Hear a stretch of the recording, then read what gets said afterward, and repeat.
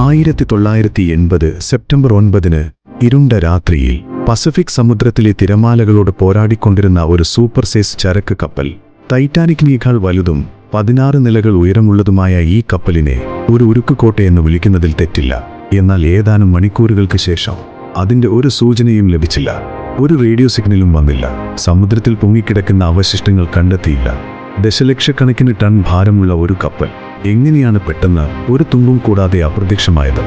20 വർഷമായി കപ്പൽ മുങ്ങിപ്പോയെന്ന അധികാരികൾ ലോകത്തോട് ഒരു കാര്യം മാത്രമേ പറയൂ. എന്നാൽ ക്രൂവിലെ ഒരു വ്യക്തിയുടെ പിതാവ് സത്യം കണ്ടെത്താൻ തുടങ്ങിയപ്പോൾ സമുദ്രത്തിനിടയിൽ എന്താണ് മറിഞ്ഞിരിക്കുന്നത് എന്നത് എല്ലാവരുടെയും കണ്ണുകൾ തുറന്നു.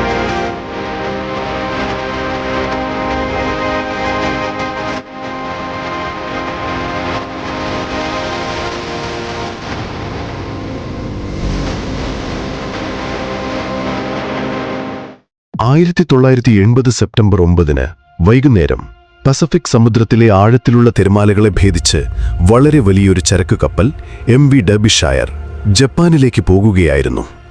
എന്നാൽ അതേസമയം കിഴക്ക് നിന്ന് മറ്റൊരു അതിഥി അതിലേക്ക് നീങ്ങുകയായിരുന്നു. ടൈഫൂൺ ഓർക്കിഡ് ഓരോ മണിക്കൂർ കഴിയുന്തോറും കൂടുതൽ അപകടകരമാകുന്ന ഒരു കൊടുങ്കാറ്റ്. കഴിഞ്ഞ 8 ആഴ്ചകളായി MV ഡെർബിഷയർ തുടർച്ചയായി യാത്ര ചെയ്തുകൊണ്ടിരുന്നു.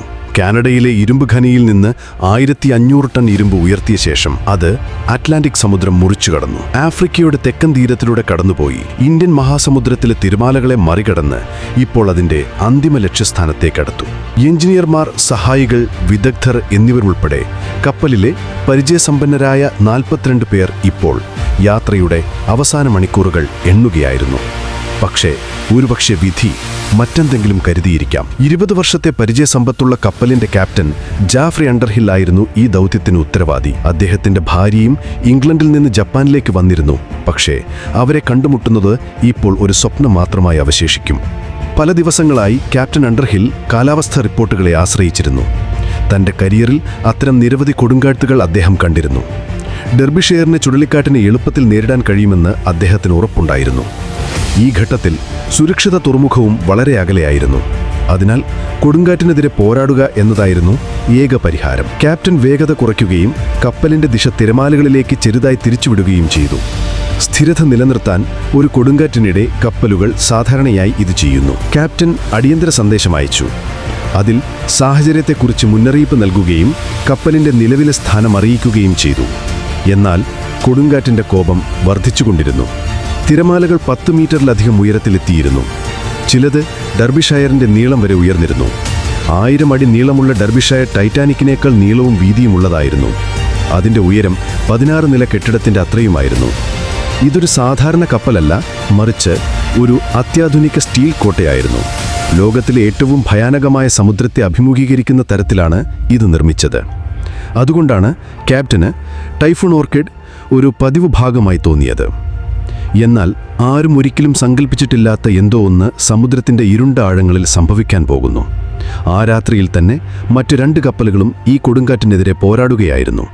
എന്നാൽ പിറ്റേന്ന് രാവിലെ ആ 2 കപ്പലുകളും സുരക്ഷിതമായി തുറമുഖത്തെത്തി.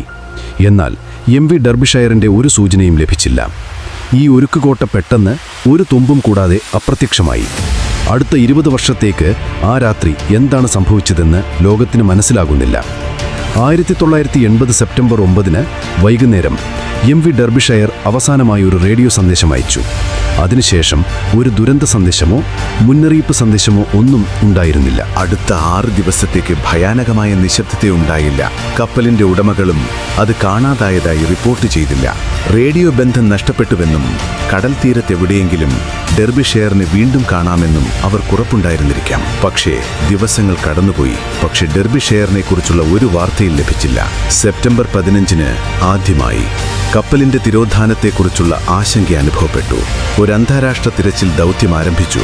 ഹെലികോപ്റ്ററുകൾ, വിമാനങ്ങൾ, നാവിക കപ്പലിനെല്ലാം ഡെർബിഷെയറിന്റെ അവസാന കോർഡിനേറ്റുകൾക്കായി കടലിൽ സമഗ്രമായി തിരഞ്ഞു.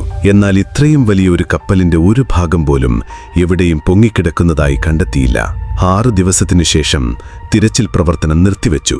കടൽ അതിനെ വിഴുങ്ങിയെന്ന് പറഞ്ഞുകൊണ്ട് അധികാരികൾ കാര്യം മൂടിവെച്ചു. ഒരു അന്വേഷണവുമില്ലാതെ ഈ നിഗമനത്തിലെത്തി. വാർത്താ കവറേജ് അവസാനിച്ചതുപോലെ തന്നെ തിരച്ചിൽ പ്രവർത്തനവും അന്വേഷണവും അവസാനിച്ചു. MV ഡെർബിഷെയറിന്റെ ജീവനക്കാരുടെ കുടുംബങ്ങൾ നിരവധി അഭ്യർത്ഥനകൾ അയച്ചു. പക്ഷേ അന്വേഷിക്കാൻ ഒന്നുമില്ലെന്ന് അവരോട് പറഞ്ഞു. മരിച്ചവരുടെ കുടുംബങ്ങൾക്ക് ഇത് ദഹിക്കാൻ കഴിഞ്ഞില്ല. എന്തോ മനഃപൂർവ്വം മറച്ചുവെക്കുന്നതായി അവർക്ക് തോന്നി.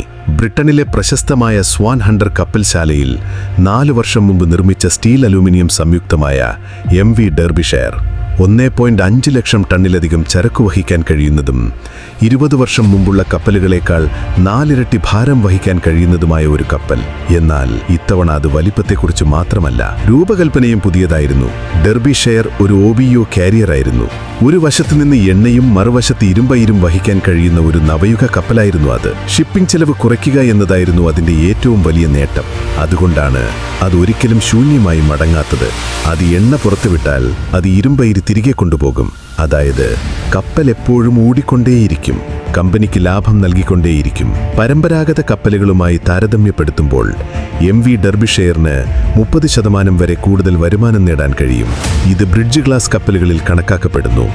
അക്കാലത്ത് ലോകമെമ്പാടും അത്തരം 6 കപ്പലുകൾ മാത്രമേ ലഭ്യമായിരുന്നുള്ളൂ.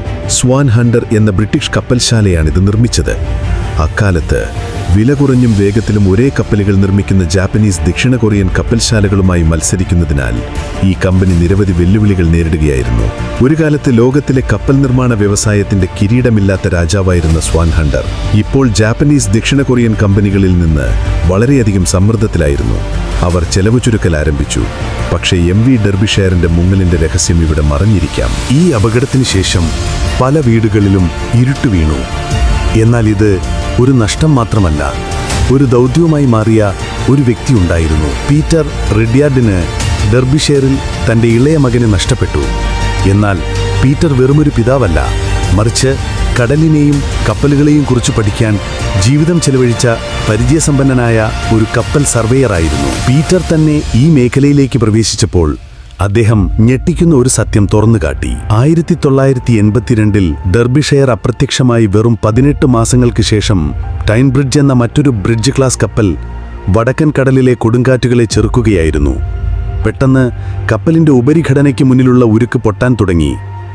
വിദേശ കപ്പലുകളിൽ നിന്ന് ക്യാപ്റ്റൻ ആളുകളെ ഒഴിപ്പിക്കാൻ ഉത്തരവിട്ടു. എയർലിഫ്റ്റ് വഴി ജീവനക്കാരെ രക്ഷപ്പെടുത്തി. ഈ അപകടത്തിൽ കപ്പലിനെ രക്ഷിച്ചത് ഒരു അത്ഭുതം പോലെയായിരുന്നു. കാരണം ഇത്തവണ പ്രകൃതിയും സത്യം കാണിക്കാൻ ആഗ്രഹിച്ചിരിക്കാം. പീറ്റർ കപ്പലിനെ ശരിയായി പരിശോധിച്ചപ്പോൾ കപ്പലിന്റെ മുൻവശത്തെ ഒരു ഭാഗത്ത് വിള്ളലുകൾ ഉണ്ടായിട്ടുണ്ടെന്ന് അദ്ദേഹം കണ്ടെത്തി. കൂടുതൽ രേഖകൾ വായിച്ചപ്പോൾ ഇതുമാത്രമല്ല, എല്ലാ ബ്രിഡ്ജ് ഗ്ലാസ് കപ്പലുകളിലും വിള്ളലുകൾ ഉണ്ടായിട്ടുണ്ടെന്ന് അദ്ദേഹം മനസ്സിലാക്കി. ഈ വിള്ളലുകൾ ഒരു സ്ഥലത്ത് മാത്രമേ പ്രത്യക്ഷപ്പെടുന്നുള്ളൂ. തുടർന്ന് ഈ കപ്പലുകളെ അറ്റകുറ്റപ്പണികൾക്കായി രഹസ്യമായി തുറമുഖങ്ങളിലേക്ക് വിളിച്ചു വരുത്തി. ഇതുമാത്രമല്ല, അതിശയിപ്പിക്കുന്ന മറ്റൊരു കാര്യം പീറ്റർ കണ്ടെത്തി. ഈ കപ്പലുകൾ യഥാർത്ഥ ഡിസൈൻ പ്ലാനുകൾ അനുസരിച്ചല്ല നിർമ്മിച്ചത്. യഥാർത്ഥ രൂപകൽപ്പനയിൽ നിന്ന് വ്യത്യസ്തമായി തിടുക്കത്തിൽ നിർമ്മിച്ച ചില ഭാഗങ്ങളുണ്ടായിരുന്നു. MV ഡെർബിഷെയറിന്റെ അന്വേഷണം വീണ്ടും തുറക്കാൻ സാധ്യതയുള്ള ഒരു തെളിവ് പീറ്ററിന്റെ പക്കലുണ്ട്.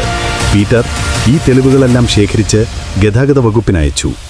എന്നാൽ നടപടിയെടുക്കുന്നതിന് പകരം ഡെർബിഷെയറിന്റെ മുങ്ങിപ്പോകലിനെക്കുറിച്ച് ശരിയായ അന്വേഷണം നടത്തിയിട്ടുണ്ടെന്നും പുതിയ അന്വേഷണത്തിന് പദ്ധതിയില്ലെന്നും അവർ പറഞ്ഞു. അധികാരികൾ ചെവി കൊടുത്തില്ല. പക്ഷേ മരിച്ചവരുടെ കുടുംബങ്ങൾ വായ തുറന്നു. 1984 അവർ ഡെർബിഷെയർ ഫാമിലി അസോസിയേഷൻ രൂപീകരിച്ചു. അതിന്റെ ഏക ലക്ഷ്യം സത്യം കണ്ടെത്തുക എന്നതായിരുന്നു. 1986 നവംബറിൽ കൗലൂൺ ബ്രിഡ്ജ് എന്ന മറ്റൊരു ബ്രിഡ്ജ് ഗ്ലാസ് കപ്പൽ വിള്ളലുകൾ കാരണം അയർലൻഡ് തീരത്തിനടുത്തുള്ള കടലിൽ നിലംപരിശാക്കി. അറ്റ്ലാന്റിക് സമുദ്രത്തിലെ പ്രക്ഷുബ്ധമായ കടലിലൂടെ കടന്നുപോകുമ്പോൾ ഇതിനകം ദുർബലമായിരുന്ന അതിന്റെ ഹൾ കടലിന്റെ പ്രക്ഷുബ്ധതയെ ചെറുക്കാൻ കഴിഞ്ഞില്ല. മറ്റു കപ്പലുകളിൽ പീറ്റർ കണ്ടെത്തിയ നിർദ്ദിഷ്ട അറ്റകുറ്റപ്പണികൾക്ക് വിധേയമാകാത്ത 6 ബ്രിഡ്ജ് ഗ്ലാസ് കപ്പലുകളിൽ അവസാനത്തേതായിരുന്നു കൗലൂൺ പാലം. എന്നാൽ ഇത്തവണ ബ്രിട്ടീഷ് സർക്കാർ വെറുതെ ഇരിക്കാതെ ഒരു പുതിയ അന്വേഷണം ആരംഭിക്കാൻ തീരുമാനിച്ചു. പീറ്ററും മറ്റു കുടുംബങ്ങളും പ്രതീക്ഷയുടെ ഒരു കിരണം കണ്ടു. അടുത്ത 6 മാസത്തേക്ക് വിവിധ വിദഗ്ധർ ഈ അന്വേഷണത്തിൽ അവരുടെ അഭിപ്രായങ്ങൾ നൽകി. ചിലർ രൂപകൽപ്പനയെ കുറ്റപ്പെടുത്തി, ചിലർ കടലിനെ കുറ്റപ്പെടുത്തി. എന്നാൽ ഈ അന്വേഷണത്തിൽ പീറ്ററിന്റെ എല്ലാ തെളിവുകളും ശ്രദ്ധിച്ചില്ല. ഘടനാപരമായ പരാജയത്തിലേക്ക് നേരിട്ട് വിരൽ ചൂണ്ടുന്ന അദ്ദേഹത്തിന്റെ തെളിവുകൾ സമർത്ഥമായി അടിച്ചമർത്തി. MV ഡെർബിഷെയറിലും ബ്രിഡ്ജ് ക്ലാസ് കപ്പലുകളിലും ഘടനാപരമായ പരാജയത്തിന്റെ തെളിവുകളൊന്നും കണ്ടെത്തിയില്ലെന്ന് അന്വേഷണ റിപ്പോർട്ടിൽ പറയുന്നു. കടലിലെ തിരമാലകൾക്ക് ഇരയായ മറ്റൊരു കപ്പൽ മാത്രമായിരുന്നു ഡെർബിഷെയർ.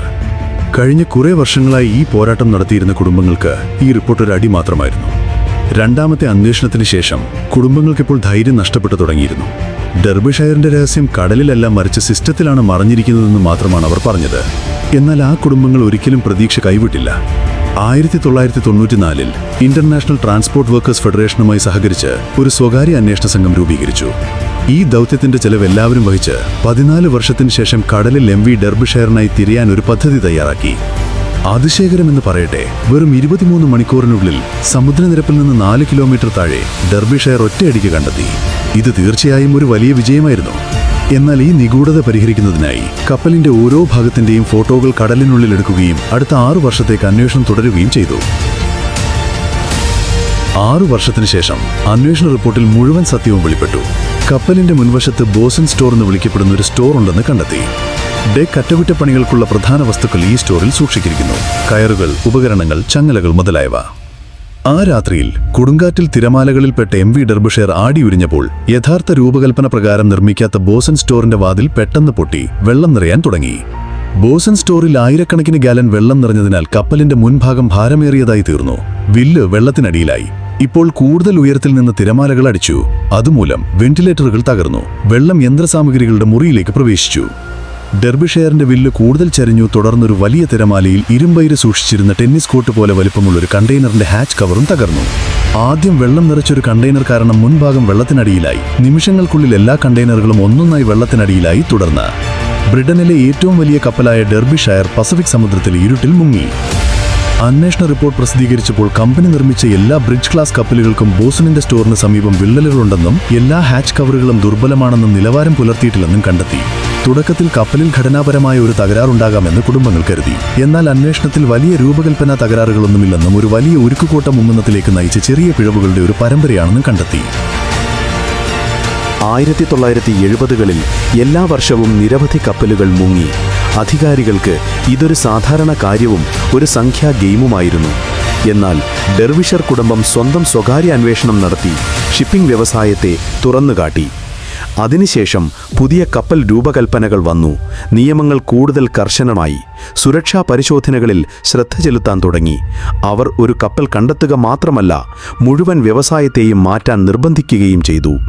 ഇന്നും പസഫിക് സമുദ്രത്തിന് 4 കിലോമീറ്റർ താഴെ സമുദ്രത്തിന്റെ അടിത്തട്ടിൽ നിശബ്ദമായി കിടക്കുന്ന MV ഡെർബിഷയർ കാരണം നിർമ്മിച്ച നിരവധി നിയമങ്ങളുണ്ട് ഇന്നും. ഈ വീഡിയോ നിങ്ങൾ ലൈക്ക് ചെയ്യുകയും പങ്കിടുകയും ചെയ്യുമെന്ന് പ്രതീക്ഷിക്കുന്നു. നിങ്ങളുടെ സ്നേഹപൂർവമായ അഭിപ്രായങ്ങൾക്ക് വളരെ നന്ദി. അടുത്ത മികച്ച വീഡിയോയിൽ കാണാം.